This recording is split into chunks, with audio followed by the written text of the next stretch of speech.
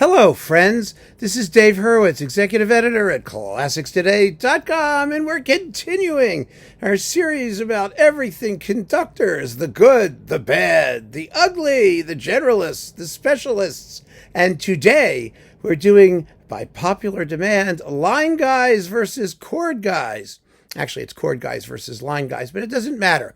This is something I've been talking about for ages. I sort of throw it out there, and then a bunch of you quizzically reply, what does that mean? And I really get it, because it may not be obvious, but it's actually kind of handy, a handy way to think about some artists' work. Not all of them, but some of them. The concept of chord guys versus line guys was something that was worked out over the years in conversations between Jed Disler, the piano maven, and I. Jed thinks about it more in terms of pianists, and I think about it more in terms of conductors. It's actually an easier concept when you're talking about keyboardists. But the idea really is very simple. The idea is that some artists prefer sonority, beauty of sound, variety of sound and texture over linear, melodic, forward-moving clarity of multiple counterpoint, basically multiple melodic lines and things like that. And it's a useful distinction because music itself tends to fall into those categories. You have composers, for example, like Debussy, who's all chords, beautiful sonority, and very seldom indulges in any sort of contrapuntal, multi-lined development of any sort. And then you've got sort of the German school arising out of Bach and those people, which is highly contrapuntal and which actually forms the basis for a lot of the music that's most popular today. Symphonies, chamber music, concertos, string quartets, keyboard works, and whatnot, in sonata forms, especially. Now, C.P.E. Bach once said, and it's a very interesting statement, that melody is the surface manifestation of an underlying scheme of harmony. Therein lies the tension between chord guys and line guys, because the underlying scheme of harmony generates the melody. It's the relationship between the vertical and the horizontal. And the artists who have specific interests in those elements of music. Big Daddy Bach, who was CPE's teacher, is the ultimate contrapuntal guy. And what you realize when you look at Bach's music, or a lot of it, if it isn't strictly contrapuntal, is that you have, and in Baroque music more generally, a bass line with harmonies on top and then a melody instrument. Those are the constituents of music. And later music emphasized or de-emphasized those various elements. So, I'm going to begin, and I have a list here of chord guy conductors and line guy conductors, so that we can go through it together and you can listen and sample and get a sense of it yourself. And I begin with two pianists as examples because it's easier to hear the distinction in piano music. Why? Because an orchestra is very colorful. Orchestras are naturally full of assorted instruments, and they tend to encourage imaginative use of vertical sonorities, of blended timbres. Whereas a piano is a piano. Everything's on the same plane of tone. And so if the pianist is emphasizing the harmonic dimension, the touch dimension, the tone dimension, you hear it very well, as opposed to the linear dimension. So one of the ultimate chord guy pianists was Arturo Benedetti Michelangeli. Now, if you don't know him, go listen to his Debussy recordings, particularly the Preludes Book 1, or his disc of Children's Corner and Image and those things like that. He had an extraordinary sonority of an equality and blend that was amazing. And Debussy's music, as like I said, it tends to be chord based, harmonically based. And you can hear very, very clearly that element and that beautiful blend and touch and degrees of touch and all that stuff. It's really very, very clear that you're dealing with a chord guy. It's also true in his Ravel Concerto and the Rachmaninoff 4 and all the other things he did. But some music is more suited to that approach than others. That's why his Beethoven concerti were controversial, because the emphasis on sonority and clarity of articulation and all of those things tends to vitiate the linear dimension, and linear dimension is a big deal in Beethoven's music. So Michelangeli is sort of our exemplar as a chord guy. My magnifying glass here, wait a minute. Line guy, Glenn Gould. Who else? Spent his whole life playing Bach and Bach's friends, Hindemith, the other people who were extremely linear. And when he did music that was less than linear, like Mozart's is linear, but not like to that degree, not pure counterpoint. I mean, he was awful. He was just awful. He had no interest in it. It bored him.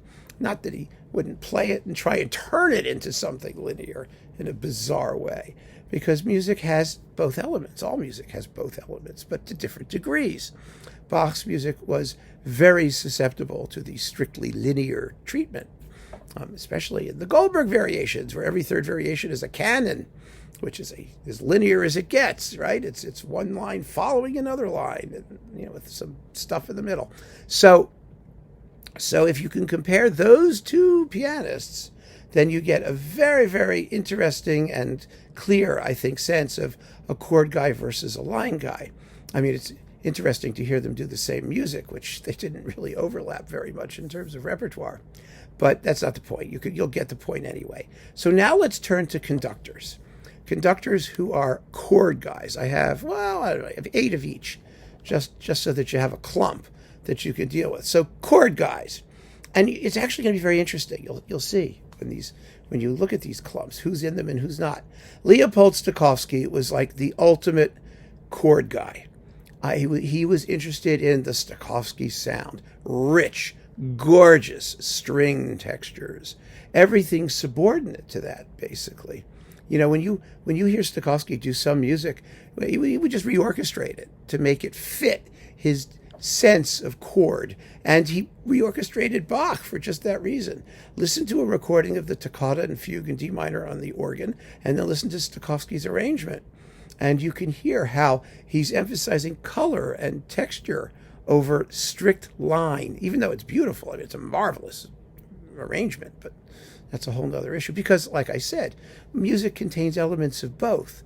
We're talking about subtleties rather than like grotesquities, except for some conductors who are grotesque, and they emphasize things to the exclusion of all other qualities, in which case you get something that's often bizarre. But Stokowski was a wonderful example of a chord guy.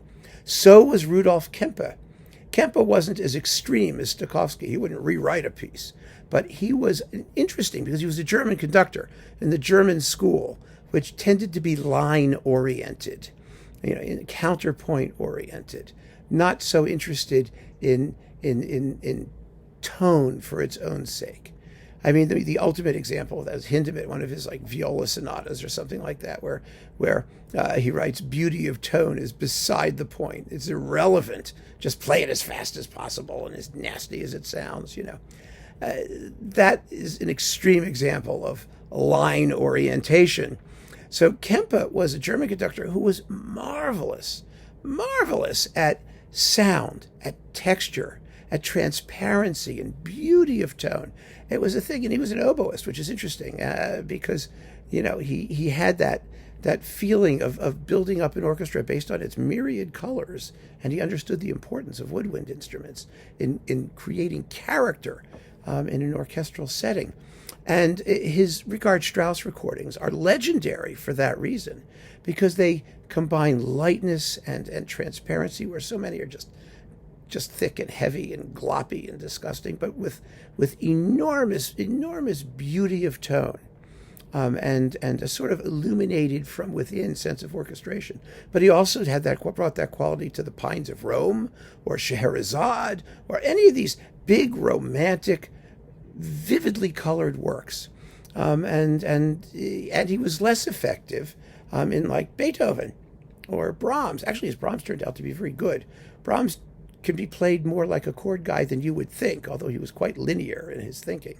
But again, it depends on how you emphasize the idea of color and timbre while you're working with the orchestra. And Kempe was marvelous at that. Another chord guy was Giuseppe Sinopoli, the great Italian conductor. That's what made him a fabulous Puccini conductor. I mean, his rich, succulent, luscious textures. And he would play them very slowly and milk them for all they were worth. But even in his original recordings of like Schubert and Mendelssohn, there was an overall beauty of tone and attention to sound that was really special. And a lot of contemporary conductors are chord guys, contemporary music people, because Sinopoli was a composer, and he specialized in conducting a lot of modern music and avant-garde music. And a lot of that kind of music is based on blocks of contrasting texture and tone. There's no counterpoint. There's no simultaneity, and there's no melody. So if you're not dealing with tunes, and so there's no bass line that matters. And there's a tendency to turn that kind of music into it is chord music essentially, and to apply that principle to earlier music, because a lot of modern composers are like that. Messiaen is a chord guy, totally a chord guy as a composer. He saw colors when he heard chords. So, his harmonies all had different color, relationships in his strange mind. I mean, that's, we don't tend to see that.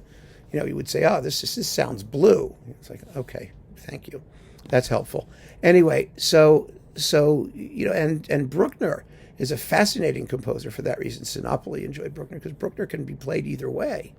Bruckner was a contrapuntist. He thought he was, the whole huge double fugue craziness at the finale of the Fifth Symphony. But he wrote in blocks, in big blocks of contrasting texture and timbre. And sometimes they're not connected at all, separated by pauses. I mean, so you can emphasize the block-like nature, or you can do what conductors like Eugen Joachim tried to do, and join the sections in a linear fashion to create a certain linear continuity. But the music works either way.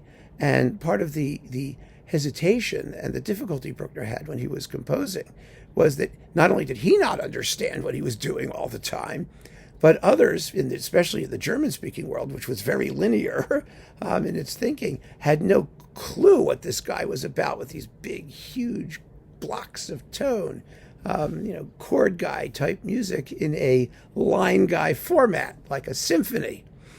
So that's Sinopoli was we were talking about, not Bruckner, but Sinopoli's Bruckner has that element.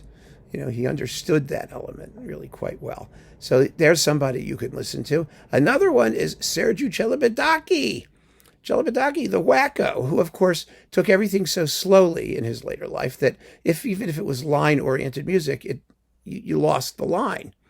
He couldn't have cared less about lines. He was into vertical sonority, and he rehearsed and rehearsed and rehearsed to get the balances, and playing it at excruciatingly slow tempos so you could hear everything. That characterized, of course, his Bruckner, but also his Debussy and his pictures at an exhibition, things like that. The things that he did well, which weren't many, but the things that he did well, that he brought some sort of revelatory approach by emphasizing the vertical harmonic nature of the music at complete expense of the linear aspect. And that's an extreme example. It's a good example to listen to. If you listen to his La Mer, it's a wonderful example of that, and his Bruckner and things like that. So Celibidache is one. Another one who isn't as well known as a conductor, but who was such a vertically chord-oriented and texture and sound guy, was Bernard Herrmann. Bernard Herrmann, the great film music composer.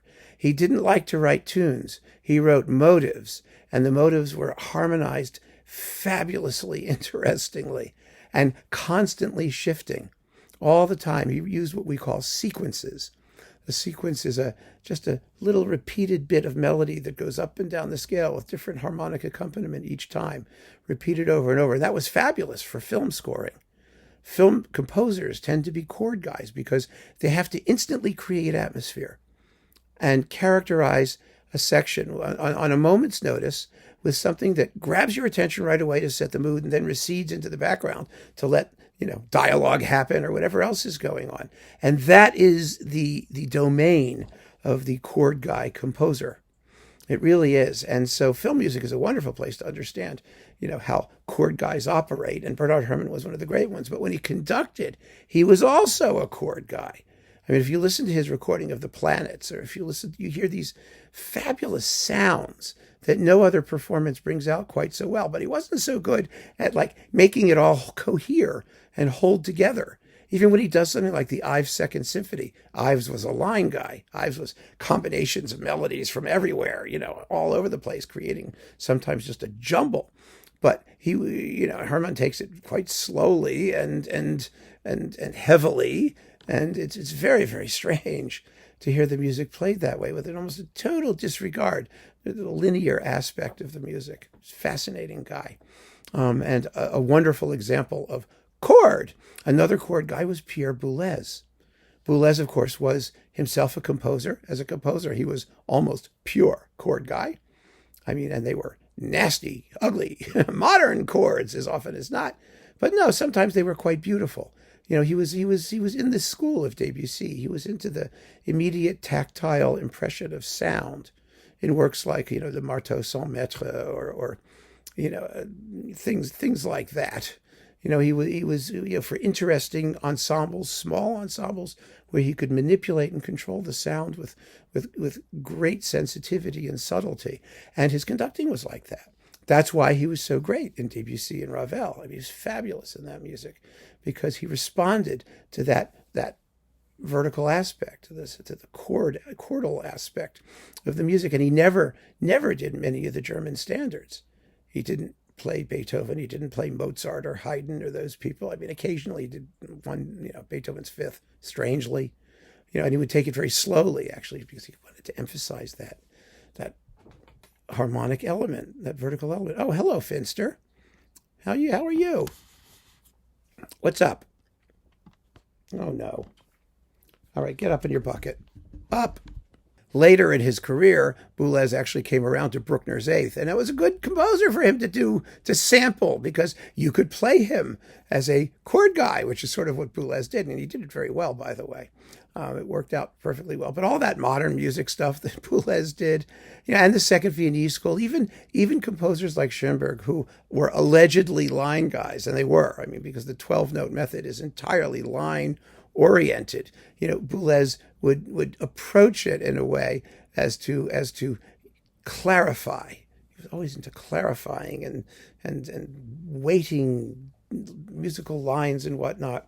Very, very interesting. Actually, the whole Second Viennese School is kind of interesting in the chord guy versus line guy thing, because Schoenberg, Berg, and Webern were very, very different composers as to their approach to chords and lines.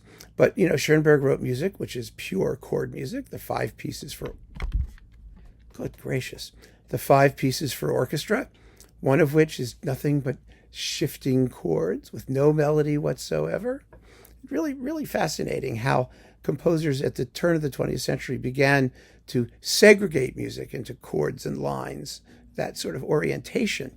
And Boulez was right in the thick of that. And so his approach to conducting was basically chord oriented, but like everybody, he could meet some of these composers on their own turf.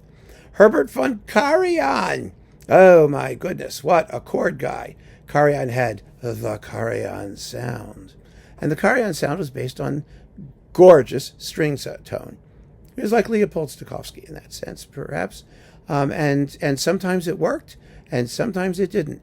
The Karajan sound was a thick impasto of string sonority and a tendency to minimize the contribution of the woodwinds and the brass and the percussion and everybody else.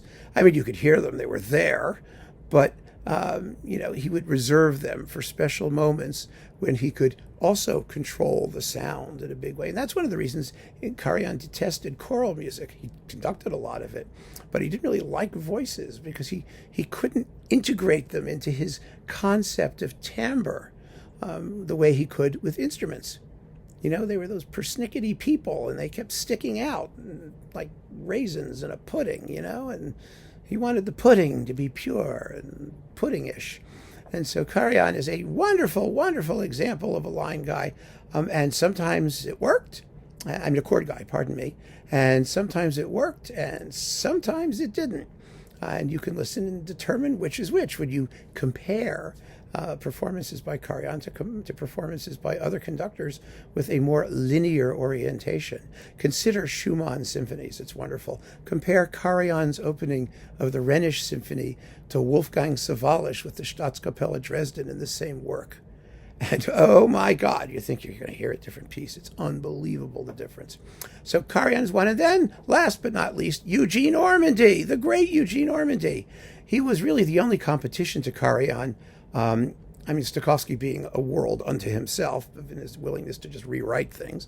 But Ormandy was like Karajan, someone who built his idea of sonority on a big, rich string section, a magnificent string sound, an approach to timbre based on the aesthetics of late romantic music generally, because passionate string tunes are a late romantic thing, basically. Essentially they are, and Ormandy actually had a much broader repertoire than Karajan did, and so he was able, I think, to adapt his sonority in more creative ways than Karajan was. But the idea was very, very similar. And the Philadelphia Orchestra became known in the United States and in the world as, like the Berlin Philharmonic, as the Sound Orchestra. There was the Philadelphia Sound. Generally speaking, if the orchestra has a sound based on the work of a single conductor, that they're chord guys. The egregious Roger Norrington was a chord guy who only played linear music, and that was this problem. It really was, because his interest was in uglifying. It was horrible sonority. It was based on, scholarly nonsense, but it was an entirely chord guy approach to the issues of orchestral performance, and it really did not work. That's why his performances of that stuff were so bad. We're talking about Ormandy.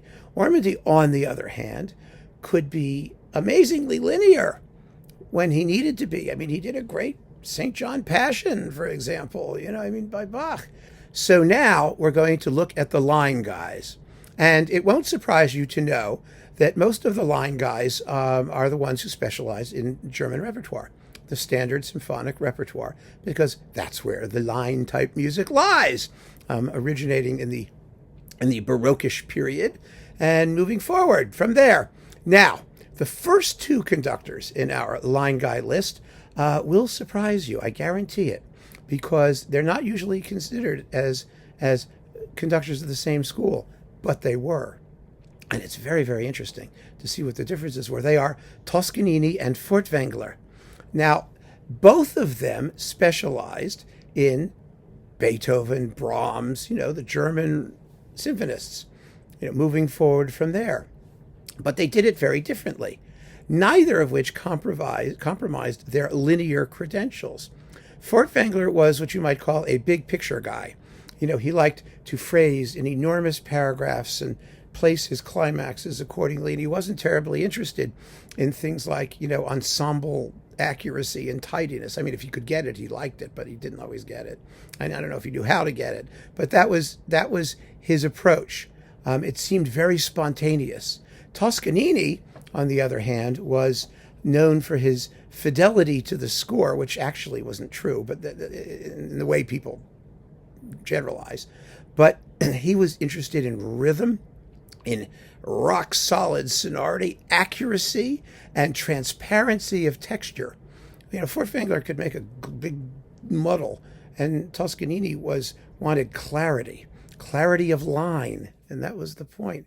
But they were both line guys in their way. They treated the lines differently, and the fact that their approaches to music making were so different, Toscanini probably thought Furtwängler, he was rather kind towards Furtwängler.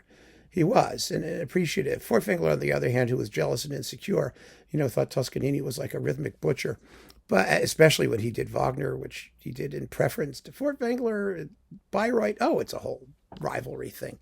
But the point is, they're in the same school, and it shows you what the what the parameters, how broad they are within the same school, within the same kind of music. But it was always the linear aspect that concerned Furtwängler, that goal-directed striving and picking your surface and characterizing it accordingly. And so did Toscanini.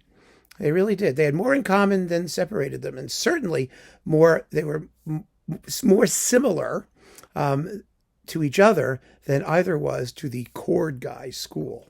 And that's what makes it so interesting and worth thinking about, how these kinds of distinctions are useful in thinking about what artists did and how they did. So George Szell, obviously a line guy, for sure. I mean, he was the guy who played Mozart and criticized Bruno Walter because he said, "I can't put chocolate sauce on asparagus," because his Mozart was considered very lean and very gaunt compared to the richer, more mellifluous, warmer Bruno Walter, who was actually something of a chord guy in some repertoire. And that's why perhaps his Beethoven was considered less effective than people like Toscanini and Szell. That is at the basis of some of this thing. It has to do with the preferences of the conductor in each work. So Szell was a line guy, and when he, for example, reorchestrated Schumann's symphonies, it wasn't because he wanted gorgeous vertical sonority. He wanted to clarify the linear aspect of the music to create greater transparency so that you could hear the contrasting melodies as they percolated their way through the instrumental textures.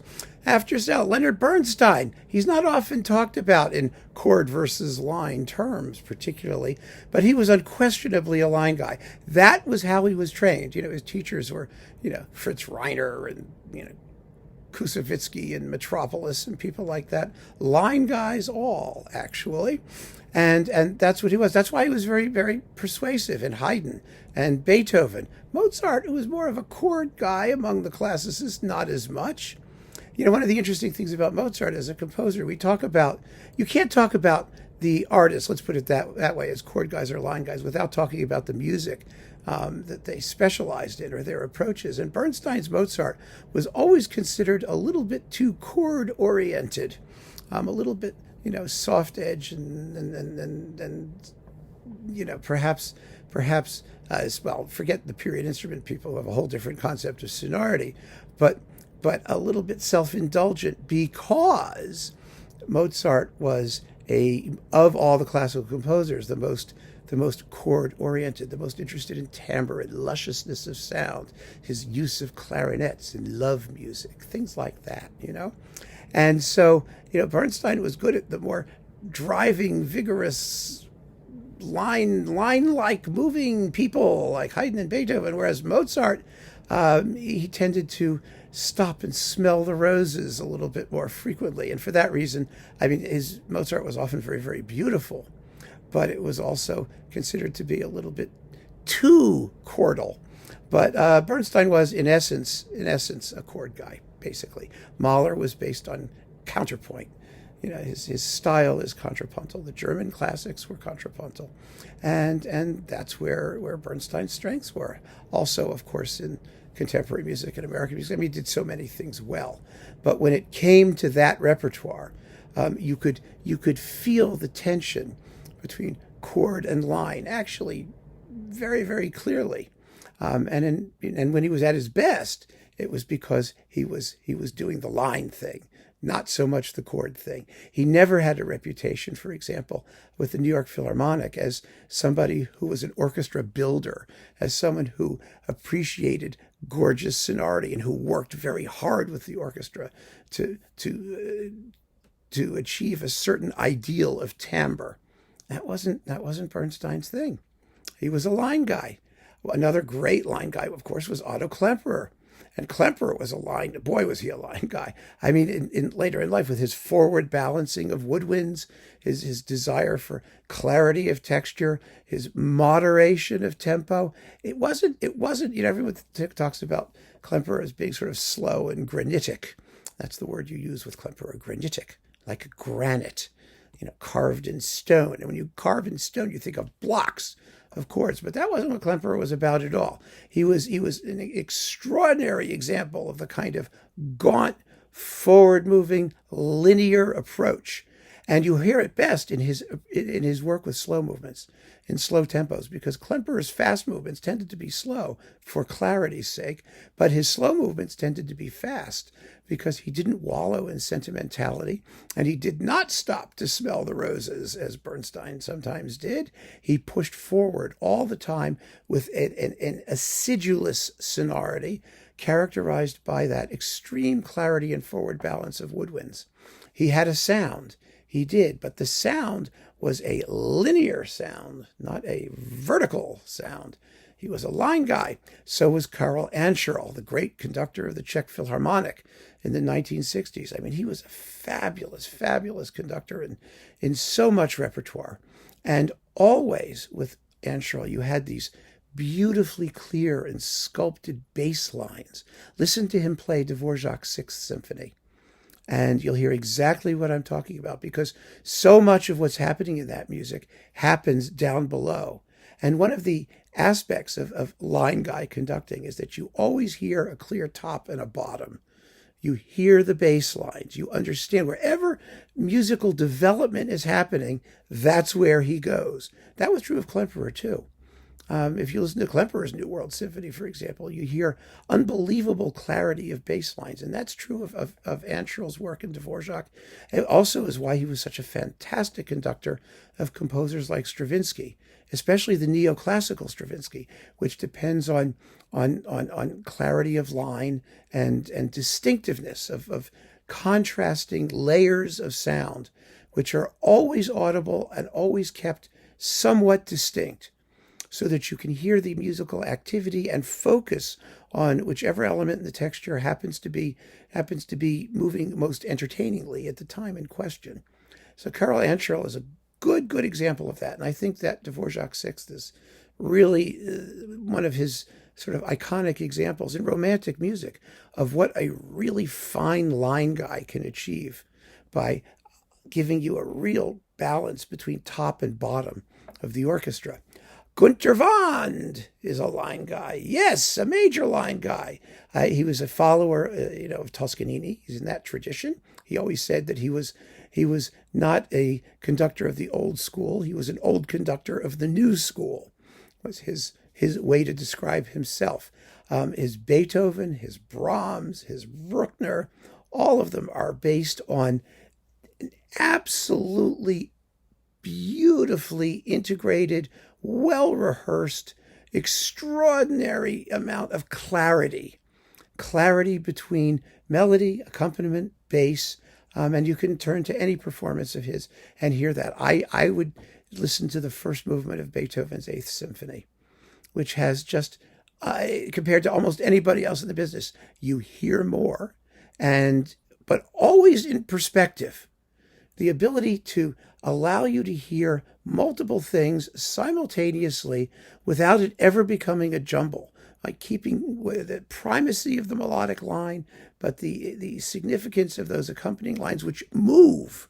They're always moving together. It's really kind of amazing, actually. I mean, to be a really great line guy is more difficult than to be a chord guy if you're really, really serious about it, because it's not just about having everything being equal. It's about proportion, understanding what matters more than other stuff, while at the same time allowing you to hear it all in natural perspective. It's really an incredible achievement, one which is also characterized by Charles Mackerras. Yes, our, greatest conductor of everything in the second half of the 20th century, just about. Mackerras was a fabulous line guy. I mean, Janáček, who almost never used counterpoint, was a line guy. Why? Because he always had these ostinatos going underneath, chugga, chugga, chugga, chugga, chugga, chugga, chugga, chugga, with things on top. And to keep that in balance properly, to give the melodic lines that propulsion that the accompaniments provide without drawing attention to themselves unnecessarily, maintaining tension and excitement at all times. I mean, that's what line guys really manage to do. You see, chord guys, they're not so much interested in tension and excitement.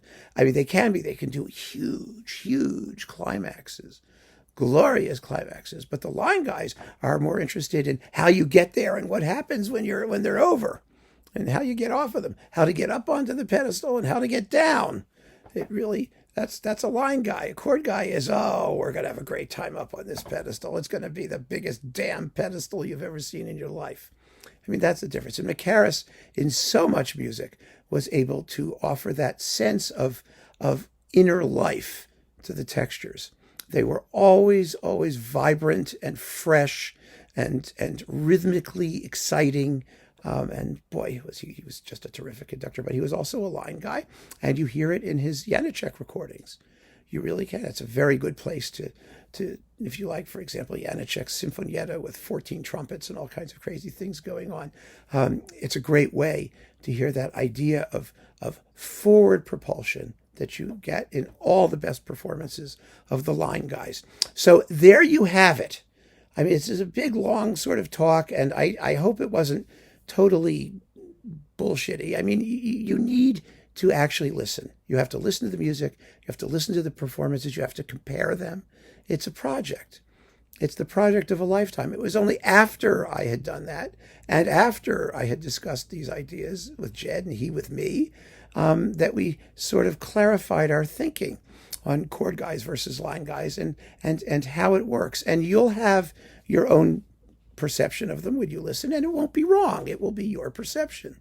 And you can decide whether you think somebody belongs in one category or the other. But it is a fun way, I think, to approach the act of listening to music. As long as, provided we don't go crazy and make it a sort of general catch-all phrase that we apply willy-nilly and exaggerate it to the exclusion of, first of all, the other qualities in music, which are equally, if not more important, and second of all, the ability of the artists to realize much more than just those elements in any particular piece of music. You can't pigeonhole everything, but it's a framework that you may find helpful when listening, and I offer it for that purpose. So keep on listening, friends. Thanks for joining me. Take care.